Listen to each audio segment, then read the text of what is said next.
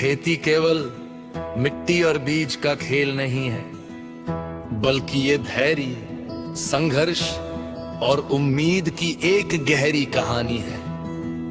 यहाँ एक छोटे किसान की कहानी है जो आपको मेहनत की अहमियत समझाएगी। उम्मीद की नई फसल, रामू की कहानी।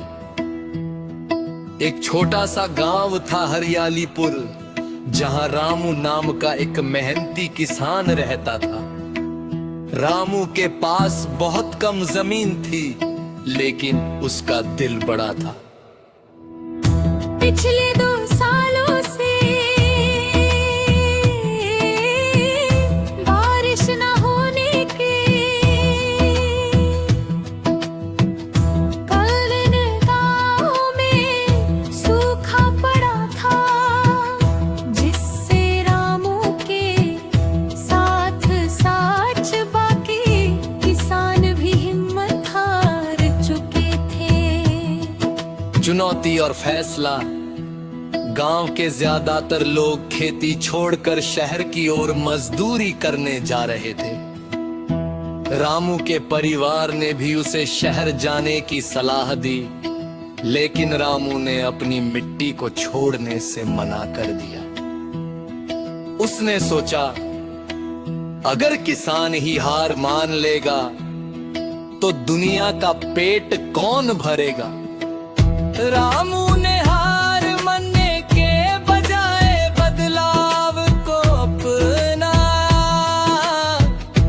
उसने पुरानी परंपराओं के साथ साथ नई तकनीक सीखने का फैसला किया। मेहनत और बदलाव का सफर, मिट्टी की जांच। रामू शहर गया और अपनी मिट्टी की जांच करवाई। उसे पता चला कि उसकी जमीन में किस खाद की कमी है। ड्रिप इरिगेशन, टपक सिंचाई।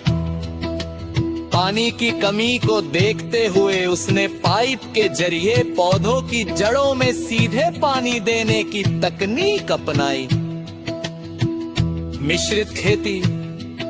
उसने केवल गेहूं पर निर्भर रहने के बजाय खेत के कोनों पर सब्जियां और फल भी उगाना शुरू किया। रात भर जागकर जंगली जानवरों से फसल की रक्षा करना और दिन भर चिलचिलाती धूप में पसीना बहाना उसका रोज का काम बन गया। सफलता की गूंज। महीनों की कड़ी मेहनत के बाद जब गांव के बाकी खेत बंजर पड़े थे, रामू का खेत लहलाते अनाज और ताजी सब्जियों से भरा था। उसने न केवल अपना कर्ज चुकाया, बल्कि गांव के अन्य किसानों के लिए एक मिसाल बन गया। गांव के लोग जो शहर चले गए थे, रामू की सफलता देखकर वापस लौटने लगे। रामू ने उन्हें सिखाया कि खेती केवल पसीना बहाना नहीं, बल्कि समझदारी और सब्र का फल है। सीख।